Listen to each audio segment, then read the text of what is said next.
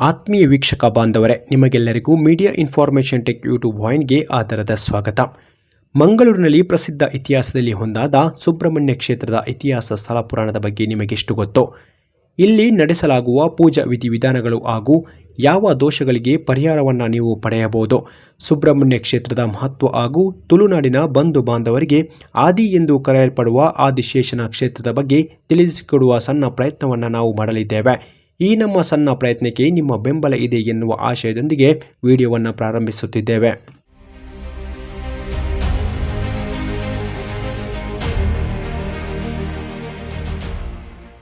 ಗೆಳೆಯರೆ, ಮಹತ್ವಬಾರ ಸುಬ್ರಹ್ಮಣ್ಯೇಶ್ವರ ದೇವಸ್ಥಾನವು ಆದಿಶಂಕರರ ಕಾಲದಿಂದ ಸ್ಥಾನಿಕ ಸ್ಮಾರ್ತ ಮಹಾರಾಜ ಮನೆತನದ ಆಡಳಿತಕ್ಕೆ ಒಳಪಟ್ಟಿದ್ದ ದೇವಾಲಯವಾಗಿದೆ.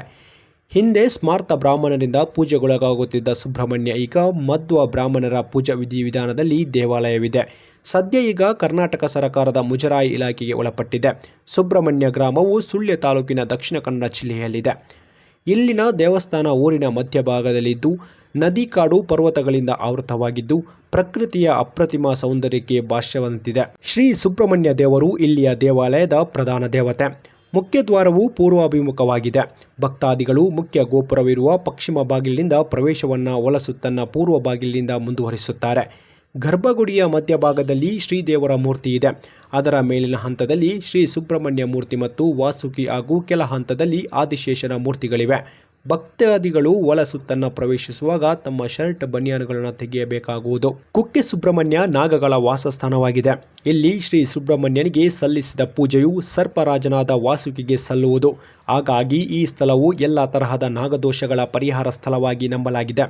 ದೇಶದ ಮೂಲೆ ಮೂಲೆಗಳಿಂದ ಸರ್ಪ ಸಂಸ್ಕಾರ, ನಾಗ ಪ್ರತಿಷ್ಠೆ, ಆಶ್ಲೇಷ ಬಲಿ ಹಾಗೂ ಇತರ ಪೂಜಾ ವಿಧಿಗಳನ್ನು ಸಲ್ಲಿಸಲು ಭಕ್ತಾದಿಗಳು ಇಲ್ಲಿಗೆ ಬರುತ್ತಾರೆ. ಹಿಂದೆ ಮಧ್ವಮೂಲ ವಿಷ್ಣು ತೀರ್ಥರು ಸಂಸ್ಥಾನದಿಂದ ಸಿದ್ಧ ಪರ್ವತಕ್ಕೆ ತಪಸ್ಸಿಗೆ ಹೊರಟು ಹೋಗುವಾಗ ಮಧ್ವದಿಂದ ದತ್ತವಾದ ಸಂಪುಟವನ್ನು ಕೊಂಡೊಯ್ದರು. ಆಗ ಇನ್ನೋರ್ವ ಸ್ವಾಮೀಜಿ ಅನಿರುದ್ಧ ತೀರ್ಥರಿಗೆ ಕಂಡುಬಂದು, ನಾಳೆ ನೀನು ಹರಿಜ್ಞಾನದಲ್ಲಿ ಇರುವಾಗ ನೀನು ಅಪೇಕ್ಷಿಸಿದಾಗ ಸಂಪುಟವು ಕುಮಾರಧಾರದಲ್ಲಿ ತೇಲಿ ಬರುವುದು, ಇನ್ನೊಂದು ಕನ್ಯಡಿ ಹೊಳೆಯಲ್ಲಿ ತೇಲಿ ಬರುತ್ತದೆ.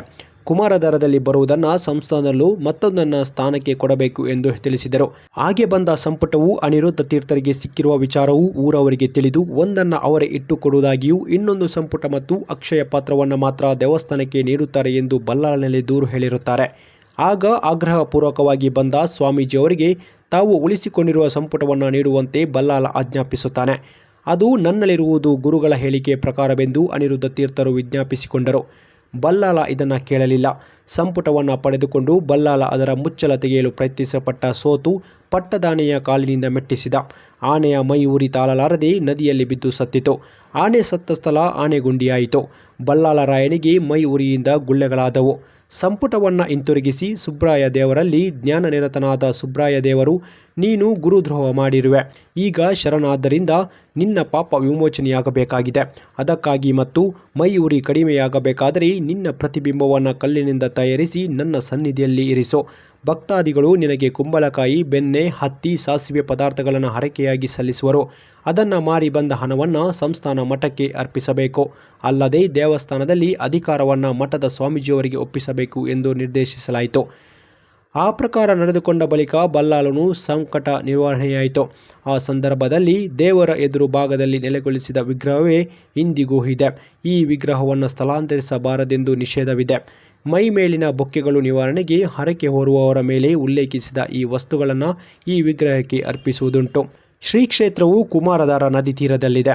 ದುಷ್ಟ ರಾಕ್ಷಸರ ದಮನಕ್ಕೆ ಜನ್ಮವೆತ್ತಿದ ಕುಮಾರಸ್ವಾಮಿಯು ತಾರಕಾದಿ ಅಸುರರನ್ನು ಯುದ್ಧದಲ್ಲಿ ಸಂಹರಿಸಿ ಸೋದರ ಗಣಪತಿಯ ಜೊತೆ ಕುಮಾರ ಪರ್ವತಕ್ಕೆ ಬಂದಾಗ ದೇವೇಂದ್ರನು ತನ್ನ ಮಗಳಾದ ದೇವಸೇನೆಯನ್ನು ಕುಮಾರಸ್ವಾಮಿಗೆ ಕುಮಾರಧಾರ ತೀರ್ಥ ತಟದಲ್ಲಿ ಮಾರ್ಗಶಿರ ಶುದ್ಧ ಷಷ್ಠಿಯ ದಿನ ವಿವಾಹ ಮಾಡಿಕೊಟ್ಟನು. ಅದೇ ವೇಳೆ ಅಲ್ಲಿಯ ತಪಸ್ಸನ್ನು ಆಚರಿಸಿದ ನಾಗರಾಜನಾದ ವಾಸುಕಿಯ ಪ್ರಾರ್ಥನೆಯನ್ನು ಮನ್ನಿಸಿ ಸುಬ್ರಹ್ಮಣ್ಯನು ತಾನು ದೇವಸೇನ ಸಮೇತನಾಗಿ ಒಂದಾಶದಿಂದ ಅವನಲ್ಲಿ ನಿತ್ಯ ಸನ್ನಿಹಿತನಾಗಿ ಈ ಕ್ಷೇತ್ರದಲ್ಲಿ ನೆಲೆಸುವುದಾಗಿ ವಾಸುಕಿಯನ್ನು ಹರಸುತ್ತಾನೆ. ಪರಶುರಾಮ ಸೃಷ್ಟಿಯ ಸಪ್ತ ಕ್ಷೇತ್ರಗಳಲ್ಲೊಂದಾದ ಕುಕ್ಕೆ ಶ್ರೀ ಸುಬ್ರಹ್ಮಣ್ಯ ಕ್ಷೇತ್ರವು ಪುರಾಣ ಇತಿಹಾಸ ಕಾಲದಿಂದಲೂ ನಾಗಾರಾಧನೆಗೆ ಪ್ರಸಿದ್ಧಿಯಾಗಿದೆ. ವಾಸುಕಿ ಸನ್ನಿಹಿತ ಶ್ರೀ ಸುಬ್ರಹ್ಮಣ್ಯ ದೇವರು ಭಕ್ತಾಭಿಷ್ಟ ಪ್ರದಾಯಕನಾಗಿ ಶ್ರೀ ಕ್ಷೇತ್ರದ ಆದಿದೇವತೆಯಾಗಿ ನೆಲೆಸಿರುತ್ತಾರೆ. ಗುಪ್ತ ಕ್ಷೇತ್ರ ಎಂಬುದಾಗಿಯೂ ಈ ಕ್ಷೇತ್ರವನ್ನು ಕರೆಯುತ್ತಾರೆ. ಮೃತ್ತಿಕ ಪ್ರಸಾದ ಇಲ್ಲಿನ ಶ್ರೇಷ್ಠ ಪ್ರಸಾದವಾಗಿದೆ. ಪವಿತ್ರ ಕುಮಾರಧಾರ ತೀರ್ಥಸ್ಥಾನದಿಂದ ಮತ್ತು ಮಡೆಸ್ಥಾನದಿಂದ ಕುಷ್ಠ ರೋಗದಂತಹ ಭಯಾನಕ ರೋಗಗಳು, ಚರ್ಮವ್ಯಾಧಿಗಳು ಶಮನವಾಗುತ್ತವೆ ಎಂಬುದು ಭಕ್ತರ ಅಪಾರ ನಂಬಿಕೆ. ಶ್ರೀ ದೇವರಿಗೆ ಅನ್ನದಾನ ಸುಬ್ಬಪ್ಪನೆಂದು ನಾಮಾಭಿಮಾನವಿದ್ದು, ಶ್ರೀ ಕ್ಷೇತ್ರದಲ್ಲಿ ಸಹಸ್ರಾರು ಸಂಖ್ಯೆಯಲ್ಲಿ ಭಕ್ತಾದಿಗಳಿಗೆ ನಿತ್ಯ ಅನ್ನ ಸಂತರ್ಪಣೆ ನಡೆಯುತ್ತದೆ. ಸರ್ಪದೋಷದಿಂದ ಬರುವಂತಹ ಸಂತಾನಹೀನತೆ, ಚರ್ಮವ್ಯಾಧಿ, ದೃಷ್ಟಿವ್ಯಾಧಿ, ಭೂಮಿ ದೋಷದ ಮೊದಲಾದ ಜಲತ್ವ ಸಮಸ್ಯೆಗಳಿಗೆ ಪರಿಹಾರವಾಗಿ ಸರ್ಪ ಸಂಸ್ಕಾರ, ನಾಗ ಪ್ರತಿಷ್ಠೆ, ಆಶ್ಲೇಷ ಬಲಿ ಇತ್ಯಾದಿ ಪ್ರಮುಖ ಹರಕೆ ಸೇವೆಗಳನ್ನು ಭಕ್ತರು ಇಲ್ಲಿ ನಡೆಸುತ್ತಾ ಕೃತಾರ್ಥರಾಗುತ್ತಾರೆ. ಜನ್ಮ ಜನ್ಮಾಂತರದ ದುರಿತಗಳ ನಾಶನಾದ ಶ್ರೀ ಸುಬ್ರಹ್ಮಣ್ಯ ದೇವರು ಭಕ್ತಾದಿಗಳು ಶ್ರದ್ಧಾ ಭಕ್ತಿಗೆ ಪೂರ್ವಕ ಸೇವಾ ಕೈಕರ್ಯಗಳನ್ನು ಸ್ವೀಕರಿಸಿ ಇಷ್ಟಾರ್ಥಗಳನ್ನು ಕರುಣಿಸಿ ಪೂರೈಸುವ ಕಲಿಯುಗ ಪ್ರತ್ಯಕ್ಷ ದೇವರೆನಿಸಿಕೊಂಡಿದ್ದಾನೆ.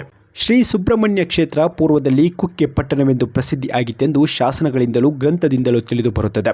ಶ್ರೀ ಶಂಕರಾಚಾರ್ಯರು ದಿಗ್ವಿಜಯಕ್ಕಾಗಿ ಅಲ್ಲಿಗೆ ಬಂದು ಕೆಲವು ದಿನ ವಾಸ ಮಾಡಿದರೆಂದು ಆನಂದ ವಿರಚಿತ ಶಂಕರ ವಿಜಯದಲ್ಲಿ ಹೇಳಿದೆ.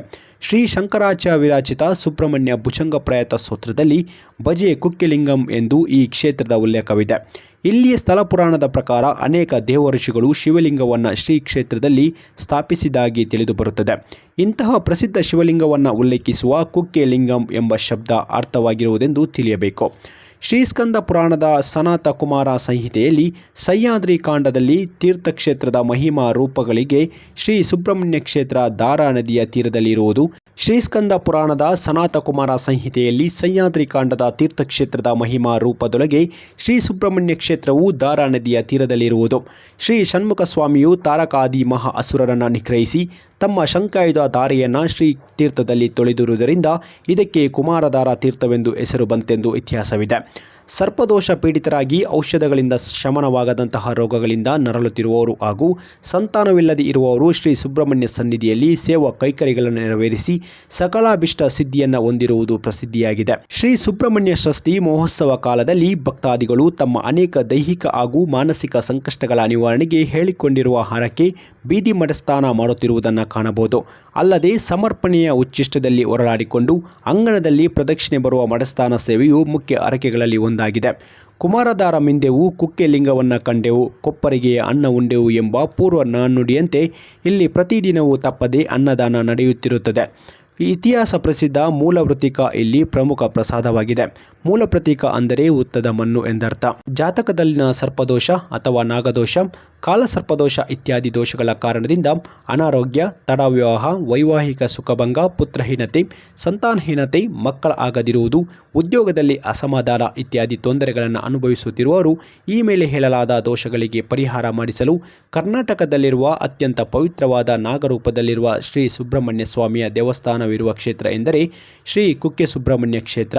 ಈ ಕ್ಷೇತ್ರಕ್ಕೆ ಪ್ರಪಂಚದಾದ್ಯಂತ ನಾನಾ ಮೂಲೆಗಳಿಂದ ಭಕ್ತರು ಬಂದು ಸರ್ಪ ಸಂಸ್ಕಾರ, ನಾಗಪ್ರತಿಷ್ಠೆ, ಆಶ್ಲೇಷ ಬಲಿ ಇತ್ಯಾದಿ ಸೇವೆ ಸಲ್ಲಿಸಿ ದೋಷಮುಕ್ತರಾಗಿ ಸುಖಜೀವನ ನಡೆಸುತ್ತಿದ್ದಾರೆ. ಕುಜದೋಷವಿರುವವರು ಸಹ ಇಲ್ಲಿ ಪರಿಹಾರ ಕಾಣುತ್ತಾರೆ. ಕಾರ್ತಿಕೇಯ, ಸುಬ್ರಹ್ಮಣ್ಯ ಎಂದೆಲ್ಲ ಕರೆಸಿಕೊಳ್ಳುವ ಈ ದೇವನು ಕ್ಷೀರಪ್ರಿಯನು ಭಕ್ತರ ದೋಷಗಳನ್ನು ಪರಿಹಾರ ಮಾಡಲು ಸಲುವಾಗಿಯೇ ಶ್ರೀ ಕ್ಷೇತ್ರದಲ್ಲಿ ನೆಲೆಸಿದ್ದಾನೆ. ನೀವೆಲ್ಲರೂ ಶ್ರೀ ಕ್ಷೇತ್ರ ಸುಬ್ರಹ್ಮಣ್ಯಕ್ಕೆ ಭೇಟಿ ನೀಡಿ ದೇವರ ಕೃಪೆಗೆ ಪಾತ್ರರಾಗಿ ಎನ್ನುತ್ತಾ ಈ ಮಾಹಿತಿಯನ್ನು ಇಲ್ಲಿಗೆ ಮುಗಿಸುತ್ತೇನೆ. ಇನ್ನೊಂದು ಹೊಸ ಅಧ್ಯಾಯದೊಂದಿಗೆ ನಿಮ್ಮ ಜೊತೆಯಾಗುತ್ತೇನೆ. ಅಲ್ಲಿಯವರೆಗೂ ನಿಮಗೆಲ್ಲರಿಗೂ ಶುಭವಾಗಲಿ. ಜೈ ಹಿಂದ್, ಜೈ ಭಾರತ್ ಮಾತೆ.